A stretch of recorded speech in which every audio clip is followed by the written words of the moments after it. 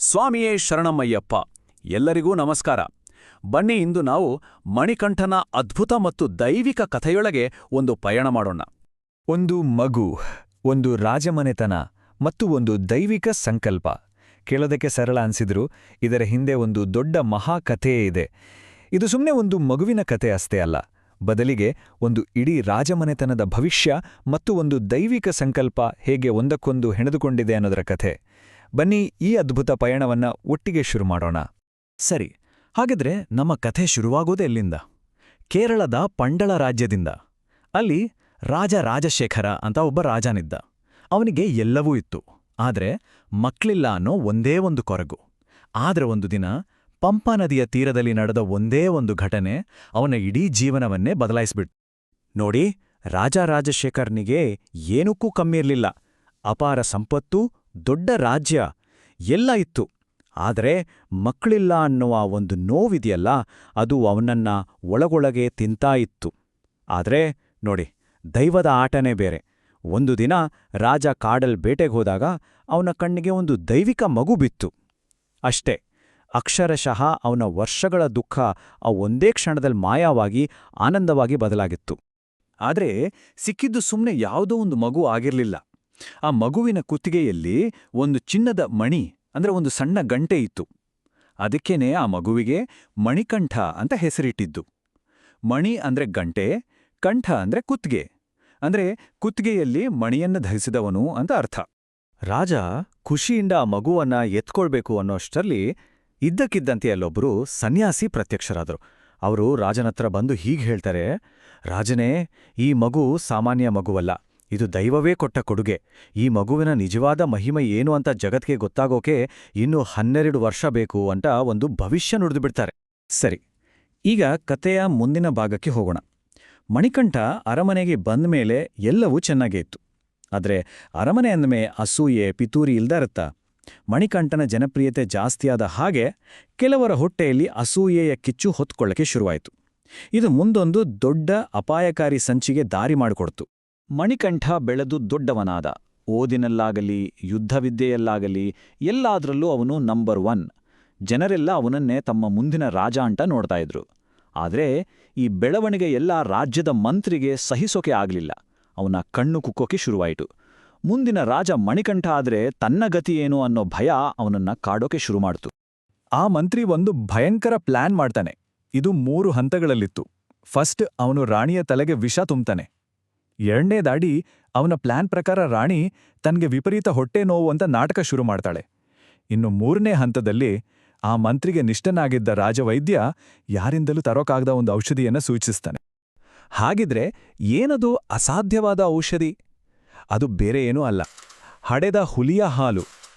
ನೀವೇ ಯೋಚನೆ ಮಾಡಿ, ಮರಿ ಹಾಕಿದ ಹುಲಿ ಹತ್ರ ಹೋಗಿ ಹಾಲ್ ತರೋದು ಅಂದ್ರೆ ಅದು ಸಾವನ್ನೇ ಮನೆಗೆ ಕರೆದಾಗೆ ಅಲ್ವಾ?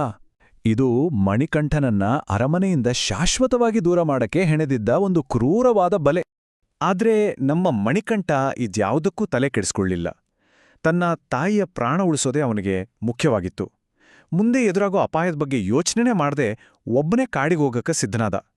ಇದು ಅವನ ನಿಸ್ವಾರ್ಥ ಗುಣಕ್ಕೆ, ಅವನ ಧೈರ್ಯಕ್ಕೆ ಒಂದು ದೊಡ್ಡ ಸಾಕ್ಷಿ. ಇಲ್ಲಿಂದ ಕತೆಗೊಂದು ದೊಡ್ಡ ಟ್ವಿಸ್ಟ್ ಸಿಗುತ್ತೆ. ಆ ಕಾಡಿನ ಪ್ರಯಾಣ ಇದೆಯಲ್ಲ, ಅದೇ ಈ ಇಡೀ ಕಥೆಯ ಮಹತ್ವದ ತಿರುವು. ಅದು ಕೇವಲ ಒಬ್ಬ ರಾಜಕುಮಾರ ಕಾಡಿಗೆ ಹೋದ ಕಥೆಯಲ್ಲ, ಬದಲಿಗೆ ಅವನ ನಿಜವಾದ ದೈವಿಕ ಸ್ವರೂಪ ಜಗತ್ತಿಗೆ ಗೊತ್ತಾಗೋ ಸಮಯ ಬಂದಿತ್ತು. ಒಂದು ನಿಮಿಷ ಯೋಚನೆ ಮಾಡಿ, ಒಬ್ಬ ಯುವ ರಾಜ್ಕುಮಾರ ಆ ಭಯಂಕರ ಕಾಡಿನಲ್ಲಿ ಅಪಾಯಕಾರಿ ಪ್ರಾಣಿಗಳ ನಡುವೆ ಹೋಗಿ ಮರಿ ಹಾಕಿದ ಹುಲಿಯನ್ನ ಹುಡುಕೋದು ಸಾಧ್ಯನಾ? ಎಲ್ಲರಿಗೂ ಗೊತ್ತಿತ್ತು ಇದು ಅಸಾಧ್ಯದ ಮಾತು ಅಂತ. ಆದ್ರೆ ಇಲ್ಲಿ ಒಂದು ಸೀಕ್ರೆಟ್ ಇದೆ.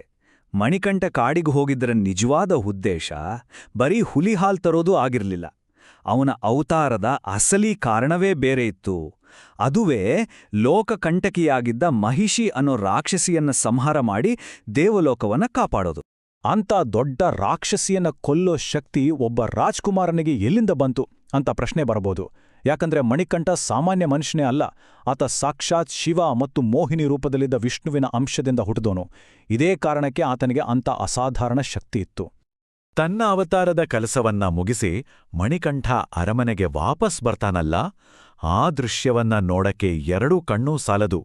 ಅವನು ಬಂದಿದ್ದು ಬರೀ ಹುಲಿ ಹಾಲಿನ ಜೊತೆಗಲ್ಲ, ಬದಲಿಗೆ ಸಾಕ್ಷಾತ್ ದೇವತೆಗಳ ರಾಜ ಇಂದ್ರನೇ ಹುಲಿಯ ರೂಪದಲ್ಲಿ ವಾಹನವಾಗಿದ್ದು ಅದರ ಮೇಲೆ ಕುಳಿತು ಜೊತೆಗೆ 100 ಹುಲಿಗಳ ಒಂದು ಸೈನ್ಯದೊಂದಿಗೆ ಬಂದ. ಮಣಿಕಂಠನ ಈ ದೈವೀ ರೂಪ ನೋಡಿದ್ಮೇಲೆ ಕಥೆ ಮುಗೀತು ಅಂತ ಅಂದ್ಕೋಬೇಡಿ. ಇದು ಕಥೆಯ ಅಂತ್ಯ ಅಲ್ಲ, ಬದಲಿಗೆ ಒಂದು ಹೊಸ ಪವಿತ್ರ ಅಧ್ಯಾಯದ ಆರಂಭ.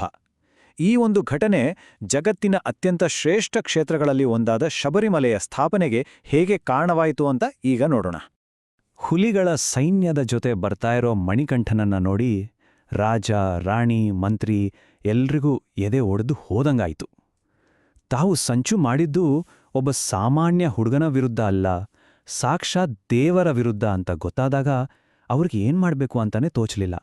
ಎಲ್ರೂ ಅವನ ಕಾಲಿಗೆ ಬಿದ್ದು ಕ್ಷಮೆ ಕೇಳೋಕ್ ಶುರು ಮಾಡಿದ್ರು. ಆದ್ರೆ ಮಣಿಕಂಠ ಎಲ್ಲರನ್ನೂ ಕ್ಷಮಿಸಿ ತನ್ನ ಅವತಾರದ ಉದ್ದೇಶವನ್ನ ತಿಳಿಸಿದ. ನನ್ನ ಅವತಾರದ ಕೆಲಸ ಮುಗಿದಿದೆ, ನಾನು ಇನ್ನು ಮುಂದೆ ಭೂಲೋಕದಲ್ಲಿ ಇರೋದಿಲ್ಲ, ಶಬರಿಮಲೆಯಲ್ಲಿ ಹೋಗಿ ನೆಲೆಸ್ತೇನೆ ಅಂತ ಸ್ಪಷ್ಟವಾಗಿ ಘೋಷಿಸ್ಬಿಟ್ಟ. ಅವನ ಮಾತಿನಂತೆ ಶಬರಿಮಲೆ ಕ್ಷೇತ್ರದ ಸ್ಥಾಪನೆಗೆ ಸಿದ್ಧತೆ ನಡೀತು. ಮಣಿಕಂಠ ತನ್ನ ಬಿಲ್ಲನ್ನ ತೆಗೆದು ಒಂದು ಬಾಣವನ್ನ ಹೂಡ್ದ. ಆ ಬಾಣ ಹೋಗಿ ಒಂದು ಪರ್ವತದ ಮೇಲೆ ಒಂದು ಜಾಗವನ್ನ ಗುರುತು ಮಾಡ್ತು. ಅದೇ ಪವಿತ್ರ ಸ್ಥಳದಲ್ಲಿ ರಾಜ ರಾಜಶೇಖರ ಒಂದು ಭವ್ಯವಾದ ದೇವಾಲಯವನ್ನ ಕಟ್ಟಿಸಿದ್ರು. ಅಂದು ಮಣಿಕಂಠ ತನ್ನ ಬಾಣದಿಂದ ಗುರುತು ಮಾಡಿದ, ತನ್ನ ಪಾದಸ್ಪರ್ಶದಿಂದ ಪವಿತ್ರಗೊಳಿಸಿದ ಆ ಜಾಗ ಇದೆಯಲ್ಲ, ಅದೇ ಇಂದು ಕೋಟ್ಯಾಂತರ ಭಕ್ತರು ಆರಾಧಿಸೋ ಶಬರಿಮಲೆ ಕ್ಷೇತ್ರ. ನೆನಪಿದೆಯಾ? ಬಾಲ್ಯದಲ್ಲಿ ಒಬ್ಬ ಸನ್ಯಾಸಿ ಹೇಳಿದ ಭವಿಷ್ಯ ಅದು ಈ ಮೂಲಕ ನಿಜವಾಯಿತು. ರಾಜಕುಮಾರ ಮಣಿಕಂಠ ಈಗ ಲೋಕವೇ ಪೂಜಿಸೋ ಅಯ್ಯಪ್ಪ ಸ್ವಾಮಿಯಾಗಿ ಬದಲಾದ. ಹೀಗೆ ನಂಬಿಕೆ, ತ್ಯಾಗ ಮತ್ತು ದೈವಿಕ ಸಂಕಲ್ಪದ ಈ ಕತೆ ಅಂದ್ರೆ ಮಣಿಕಂಠನ ಈ ಕತೆ ಭಕ್ತಿಯಲ್ಲಿರೋ ಶಕ್ತಿ ಎಷ್ಟು ದೊಡ್ಡದು ಅನ್ನೋದಕ್ಕೆ ಇವತ್ತಿಗೂ ಒಂದು ಶ್ರೇಷ್ಠ ಉದಾಹರಣೆಯಾಗಿ ನಿಲ್ಲುತ್ತೆ. ಸ್ವಾಮಿಯೇ ಶರಣಂ ಅಯ್ಯಪ್ಪ.